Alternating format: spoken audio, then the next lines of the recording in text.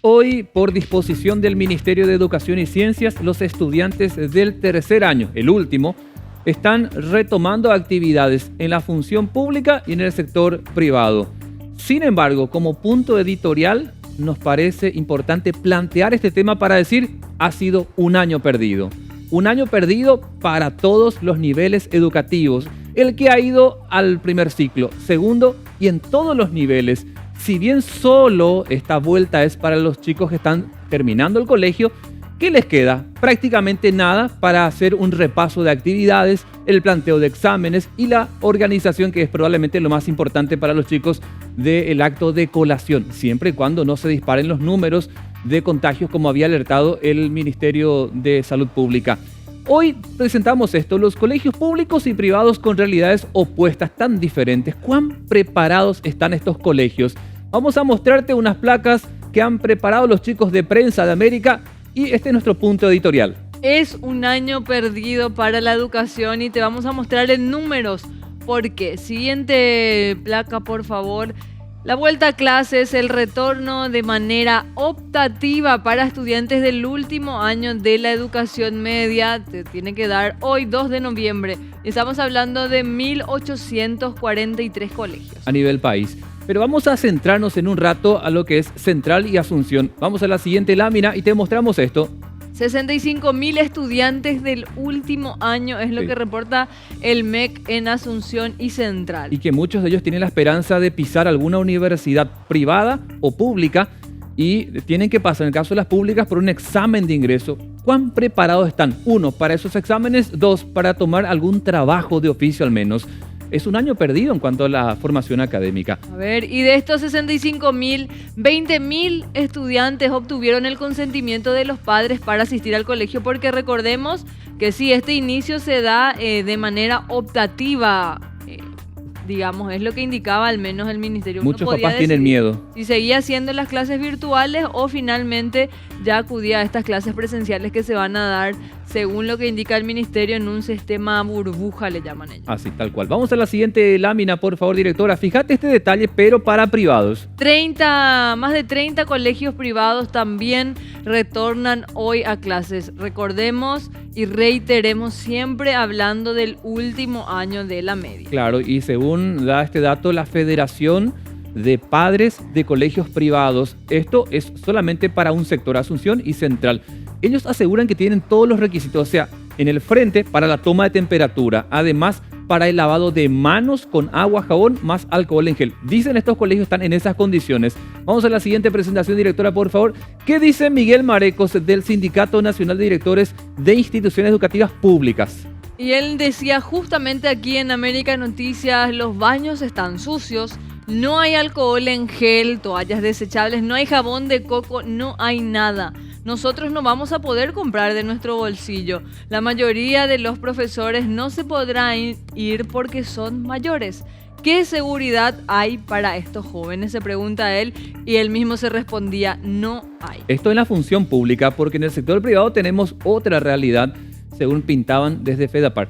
¿Qué más tenemos? La respuesta justamente de Robert Cano, viceministro de Educación. Él dice que ese 30% tiene derecho de volver a hacer ese cierre emocional que necesitan. Es bastante exigente y hasta pedagógicamente va a convenir. Bueno, a ver en qué sentido, porque estamos cerrando con unos días más hasta el 30 de noviembre.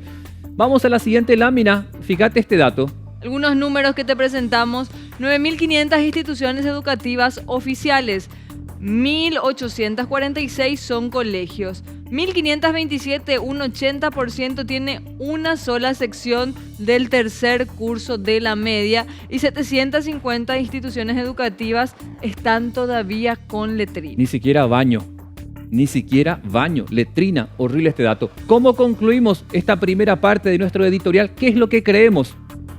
Que no pueden cargar con responsabilidad pedagógica a los padres, y lo venimos hablando prácticamente desde que iniciaba esta pandemia, Diego, y no solamente hoy. Quizás hablamos del tercer año de la media, que sí que es muy importante porque son los chicos que van a salir al mundo laboral, son los chicos que tienen que tomar la decisión de qué carrera seguir, de si van a poder acceder a una educación universitaria, es muy importante cómo estos chicos terminen el año.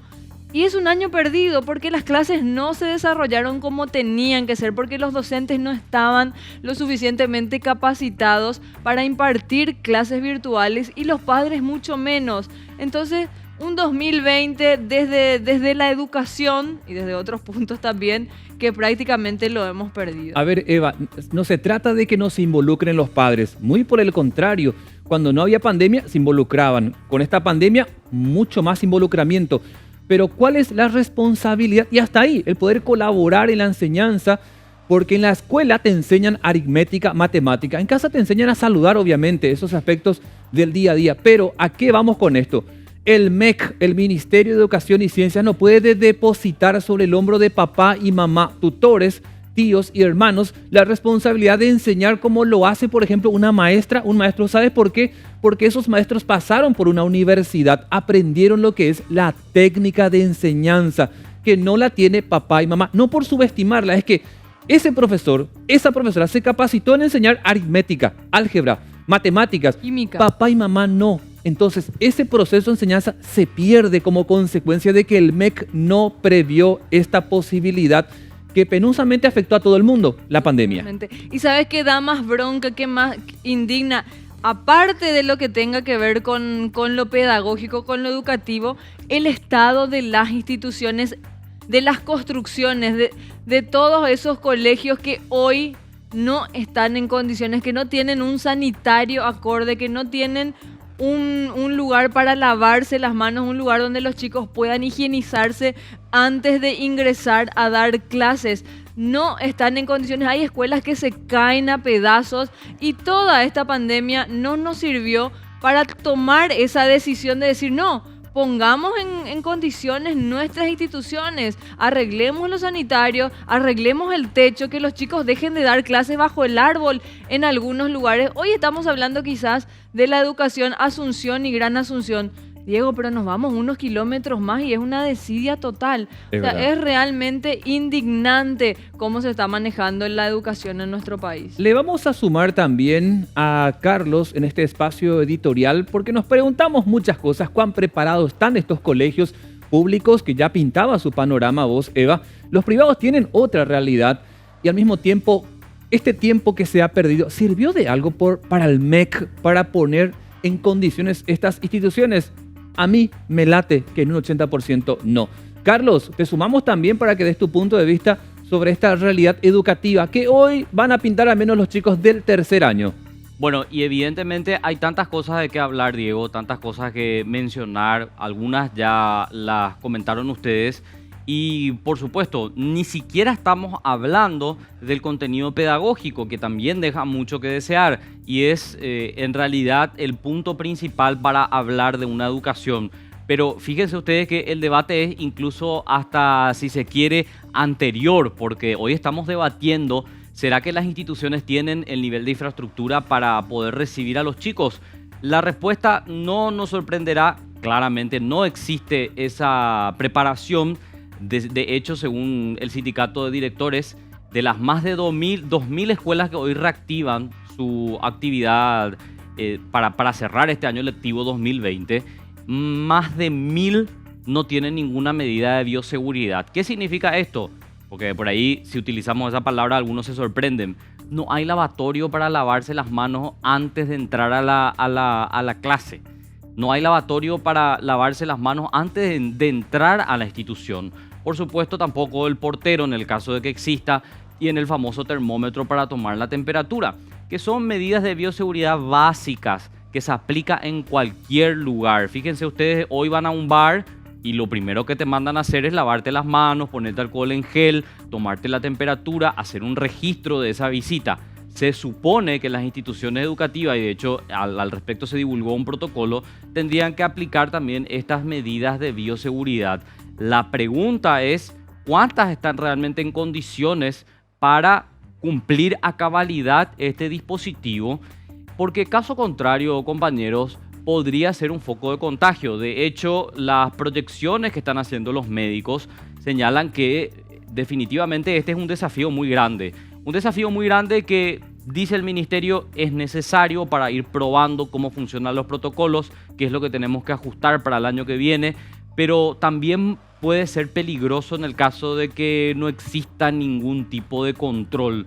Yo quiero esperar esta semana a ver qué nos puede comentar el Ministerio de Educación y Ciencias, que va a tener que sondear a nivel país sobre la situación de la vuelta a clases. Más bien un cierre emocional, como ya bien estaba explicando el viceministro Robert Cano. Yo estoy de acuerdo con eso, compañeros. Definitivamente uno espera en su último año compartir con sus compañeros.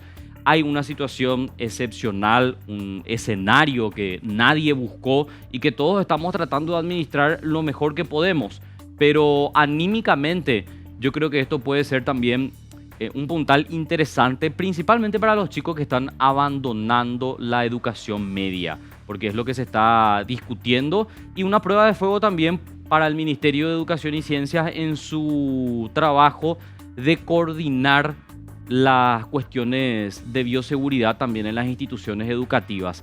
Obviamente, si entramos a hablar de otras cuestiones como la malla curricular, el contenido, eso, compañero, por favor, sabemos perfectamente que el Ministerio de Educación y Ciencias nunca estuvo a la altura, por lo que tenemos una bajísima calidad, pero hoy incluso estamos discutiendo algo mucho más básico, como medidas de limpieza, medidas de bioseguridad, para lo cual tampoco están preparados. Yo quiero simplemente cerrar esta participación recordando más bien este reclamo que señalan los directores y también los docentes, que se liberen los fondos de gratuidad. Los fondos de gratuidad este año sufrieron un recorte importante porque los recursos fueron destinados a salud, se entiende, pero con esta vuelta a clases se necesita algún tipo de logística. Lo que señalan los directores, los docentes, como ya bien estaban contando ustedes, es que no hay plata. No hay plata para pagar limpiadora, no hay plata para pagar la limpieza en las instituciones. Entonces, claramente estamos ante un peligro. Entonces yo también quiero recordar este punto, ¿no? Que los fondos de gratuidad tendrían que distribuirse correctamente, tendrían que llegar a las ACES, que son las que administran, y bueno, de esta forma también poder preparar mínimamente el sistema, ¿verdad? Que estuvo apagado durante varios meses y hoy se vuelve a reactivar en una especie de prueba de cómo nos espera que sea el año 2021 en materia educativa, compañeros. Para ir cerrando ya este espacio editorial, es un año perdido, penosamente. Muchos chicos que dependen de la educación secundaria para tener un trabajo no tienen el conocimiento o la experiencia que se requiere para determinadas pasantías porque no se hicieron los planes a tiempo como correspondían. Penosamente, muchas instituciones educativas del sector público no están en condiciones, como bien relataba Carlos y vos también, Eva. Y sobre esto hay que decir, esperemos que esta prueba de fuego que tiene el MEC a partir de hoy con los chicos del tercer año sirva ciertamente para testear y ya determinar, Eva, el año próximo. A mí me parece, no sé si una cuestión alocada mía, pero debe tener ya un plan al menos el próximo año, hacer una planificación, al menos una tentativa de fecha de reapertura para, si no todo el ciclo escolar, al menos para algunos de ellos, que son los que no son llamados finalmente de libre esta enfermedad. Entonces, en particular, considero que el MEC debe tener al menos una tentativa de fecha para que se pueda armar un plan educativo pensando en el año 2021.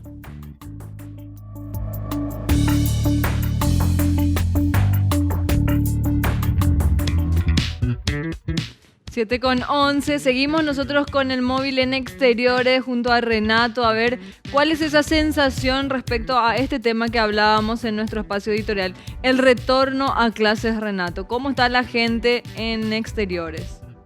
Darle eso ver ¿qué tal? Una consulta breve nomás. Hoy los chicos vuelven a las clases. ¿Está bien que vuelvan o el año tendría que haberse suspendido? Sí, para mí que está bien que se vuelva. Los chicos del tercero al menos, ¿verdad? Sí, sí. Para mí ¿Por qué está bien? Y para que vaya conociendo a través de los amigos y eso, y para eso... Eso es lo más lindo, ¿verdad? Sí, va a ser lindo. Perfecto. Señor, ¿para usted cree que está bien que los chicos vuelvan? Para mí que está bien que vuelvan.